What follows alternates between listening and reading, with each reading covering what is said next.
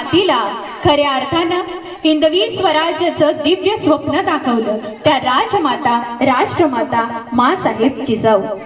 सैन्य बाळगून राज्य करणारे अनेक राज्यकर्ते झाले या जगात, पण अन्यायाखाली चिरडल्या गेलेल्या शेतकऱ्याला जसं नांगर धरता येतो तसं तलवारही धरू शकतोस हा विश्वास देऊन बुद्धीच्या बळावर स्वराज्य निर्माण करणारे एकमेव छत्रपती शिवाजी महाराज.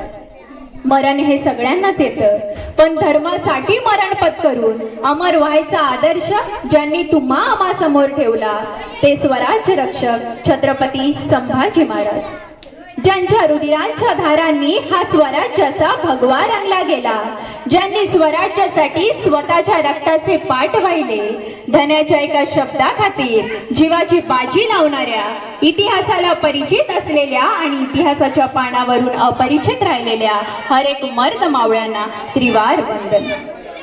त्याचबरोबर असं म्हणतात, जो देश आपला इतिहास विसरतो त्या देशाचा भूगोल बिघडतो. आणि या गोष्टीचं भान ठेवून आज माझ्या राज्याचं कर्तृत्व, नेतृत्व आणि मातृत्व ऐकण्यास उपस्थित तुम्ही सर्वजण.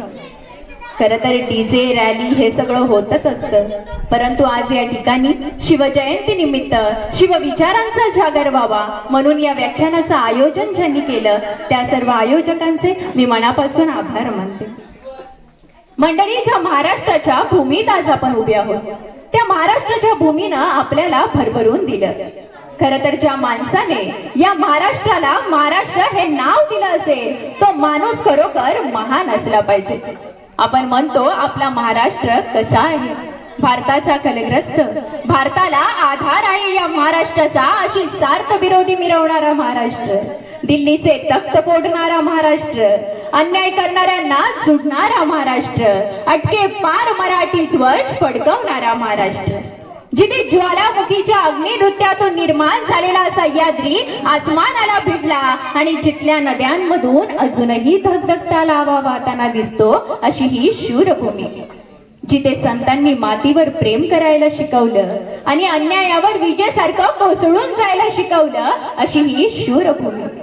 या महाराष्ट्राचा इतिहास साधा सुद्धा इतिहास नसून घोड्यांच्या टापांपासून ते तलवारीच्या टोकांपर्यंत, शिवरायांच्या तलवारीपासून ते बाबासाहेबांच्या लेखणीपर्यंत, महात्मा फुलेंच्या समतेपासून ते शाहू महाराजांच्या ममतेपर्यंतचा इतिहास आहे. ही संतांची संतभूमी, कर्मवीरांची कर्मभूमी, रणवीरांची रणभूमी आणि क्रांतिकारांची क्रांतीभूमी आहे. आणि या महाराष्ट्र नावातच महाराष्ट्राची खरी ओळख आहे. परंतु याच महाराष्ट्राच्या मातीमध्ये सामान्य जनता मोगली घोड्यांच्या टापांखाली भरडली, रगडली, चिरडली जात होती. शेतातील पिकं लुटली जात होती. कुलवती सर्रास पळवल्या जात होत्या. मोगलशाही, आदिलशाही, निजामशाही, कुतुबशाही या सर्व शाया भारत मातेच्या उरावरती थैया थैया नाचत होत्या. हीन आणि अन्यायी जीवन बांधून देण्याचा एक अघोरी प्रयोग त्या काळात केला जात होता.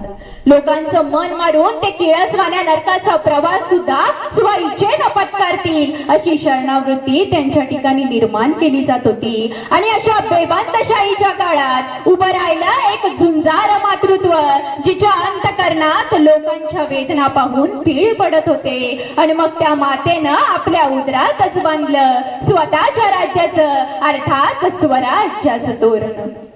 आणि तो सोनियाचा दिवस उगवला. तो तेजोमय महापुरुष राजे शहाजी आणि जिजाऊंच्या पोटी जन्माला आला. आणि बघता बघता जुलमी अंधकाराचा पडदा फाडत तो तेजोमय सूर्य उगवता झाला.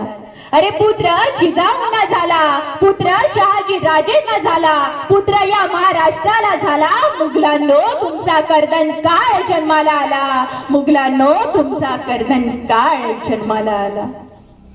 मा जिजाऊंच्या असीम निग्रहातून शिवरायांच्या रूपानं मराठा अस्मितेचे पहिले पर्व उदयास आले होते. महाराष्ट्राच्या इतिहासाला एक कलाटणी मिळाली होती. छत्रपती शिवाजी महाराजांच्या रूपानं या रयतेला राजा मिळाला होता. एकीकडे माँसाहेब जिजाऊंनी शिवबांना कथा सांगायला सुरुवात केली होती की सीतेचं हरण करणाऱ्या रावणाचा वध करणारा तो राम किती पराक्रमी होता. बकासुराला उभा फाडणारा तो भीम किती बलवान होता. अशा सर्व कथांमधून पराक्रम गाजवणाऱ्या प्रत्येक पुरुषाला त्या भगवंताचं स्थान देत होत्या आणि स्वातंत्र्याला ध्येय मानून ते स्वप्न बालशिवांच्या मनात बिंबवत होत्या. पण आमची आजची आई काय करते? माझा बाबूल्या, माझा सोनूल्या म्हणत वयाच्या 20 वर्ष वयापर्यंत आपल्या पोराला घास भरवत राहते. अहो, शिवाजी राजे वयाच्या 10व्या वर्षी घोडेस्वारी शिकले होते, तलवारबाजी शिकले होते, दांडपट्टा चालवायला शिकले होते. म्हणजे कर्तृत्व गाजवण्याचं एकमेव स्थान म्हणजे हे स्वराज्य निर्माण करणं, ही धारणा छत्रपती शिवाजी महाराजांच्या मनामध्ये बालपणापासून निर्माण झाली होती. आणि बघता बघता शिवबांनी सवंगड्यांच्या सोबतीनं तो खेळ मांडलाच. पण हा खेळ मात्र तुमच्या आमच्यासारखा भातुकलीचा खेळ नव्हता. हा खेळ होता स्वराज्याचा, हा यज्ञ होता स्वातंत्र्याचा. विजयनगरचे शेवटचे हिंदू साम्राज्य बुडाले. त्यानंतर 72 सुलतानांनी हा महाराष्ट्र भ्रष्ट केला, तेही 3 शतके. मंदिरं किती पाडली, मूर्त्या किती फोडल्या, कत्तली किती झाल्या आणि बायका किती पळवल्या. या सर्व वाक्यांपुढे रागले ते फक्त प्रश्नार्थक चिन्ह आणि राहिली ती अन्यायाची नसरणारी काळोखी रात्र. याचं कारण काय? याचं कारण काय तर इथल्या मातीला राजा नाही, इथल्या मातीला सिंहासन नाही. आणि म्हणूनच मासाहेब जिजाऊंनी हे स्वराज्य निर्मितीचं स्वप्न पाहिलं होतं आणि तेच स्वप्न आता पूर्णत्वास चाललं होतं. ज्यासाठी अनेकांनी या स्वराज्याच्या धगधगत्या यज्ञकुंडात आपल्या उड्या घेतल्या होत्या, तो दिवस आता जवळ आला होता.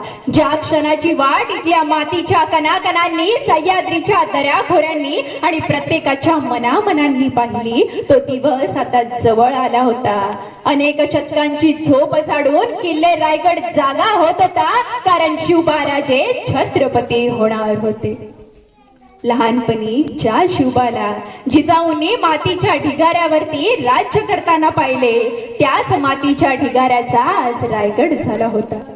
लहानपणी ज्या शिवबाला जिजाऊंनी आपल्या मांडीच्या सिंहासनावरती बसवले, तोच शिवबा 32 मन सोन्याच्या सिंहासनावरती विराजमान झाला होता. लहानपणी ज्या शिवबाला अनेक वेळा आसवांचा अभिषेक घातला, तोच शिवबा वेदोघोषित अभिषिक्त झाला होता. अरे 4 पातशाह उरावर भाले राहून असतानाही सर्वांना शह देत शिवबाराजे छत्रपती झाले.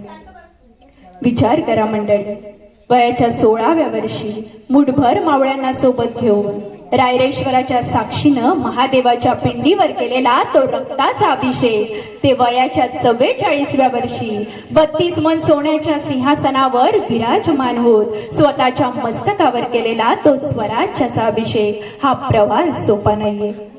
तानाजी, येसाजी, बाजी, मुरारबाजी यांसारख्या सवंगड्यांचं रक्त उघड्या डोळ्यांनी पाहणं आणि रक्त सांडून मिळवलेले किल्ले मिर्झा राजे जयसिंगाच्या अधीन करणं, हे सुद्धा वाटतं तेवढं सोपं नाही. तो काळ होता की 17व्या शतकामध्ये फक्त भारतच नव्हे, संपूर्ण जग धर्मांततेकडे वळत होतं. प्रत्येक राजा आपल्या सीमा विस्ताराबरोबर धर्मप्रसार करण्यासाठी पुढे सरसावत होता. याच 17व्या शतकामध्ये ख्रिश्चनांचे क्रुसेस आणि इस्लामांचे जिहाद हे फक्त धर्माच्याच नावाने चालले होते. प्रत्येक राजाला इतर धर्मियांना धर्मांतर करून घेणं आणि आपल्या धर्माचा प्रचार प्रसार करणं यातच मोठेपण वाटत होतं.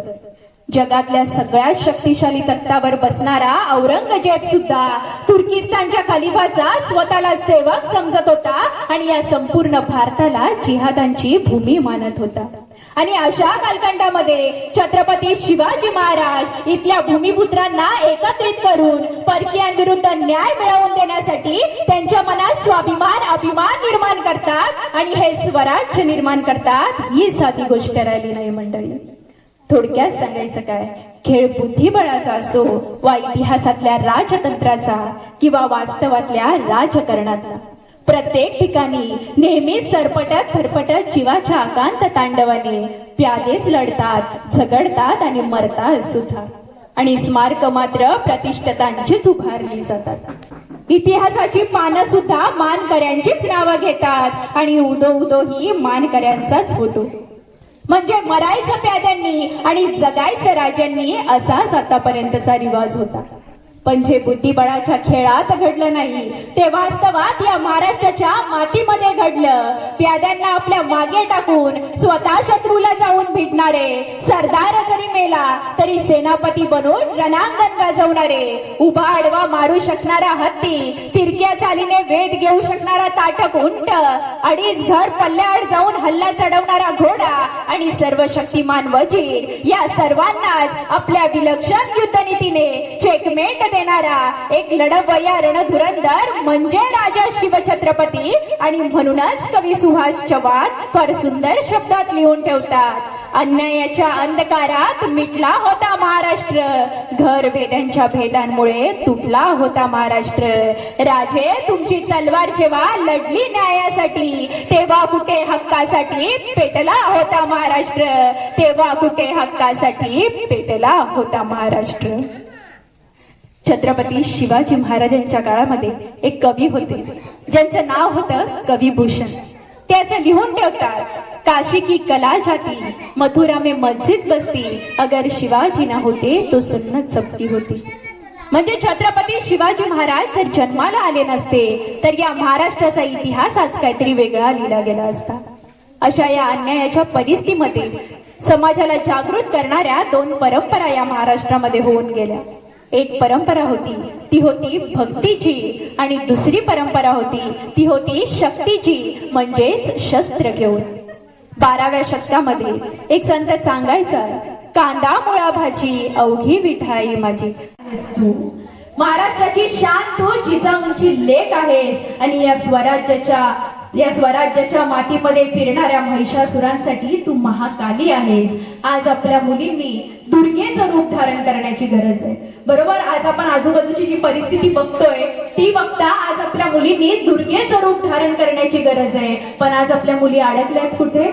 इन्स्टा फेसबुकच्या त्या 30 सेकंडच्या रील मध्ये. आज या लहान लहान मुली तू आज जिथे जेवढे इथे उपस्थित आहेत त्यांच्याकडे जर इन्स्टा फेसबुक व्हॉट्सअप असेल त्यांनी बघायचं, अंग प्रदर्शन करणाऱ्या या ज्या मुली आहेत यांच्या व्हिडिओना खाली कमेंट्स असतात. लहान लहान मुलींनी या व्हिडिओना कमेंट केलेल्या असतात की यू आर माय इन्स्पिरेशन, तू प्रेरणा आहेस आमची, तू आदर्श आहेस आमची, असे ह्या लहान लहान मुली या मुलींना म्हणतात, अंग प्रदर्शन करणाऱ्या मुलींना. म्हणजे ही जर अशी परिस्थिती आपल्या महाराष्ट्रामध्ये निर्माण होणार होती तर यासाठी का हो जिजाऊ, येसूबाई, तारा राणींसारख्या कित्येकांनी आपलं आयुष्य वेचावं.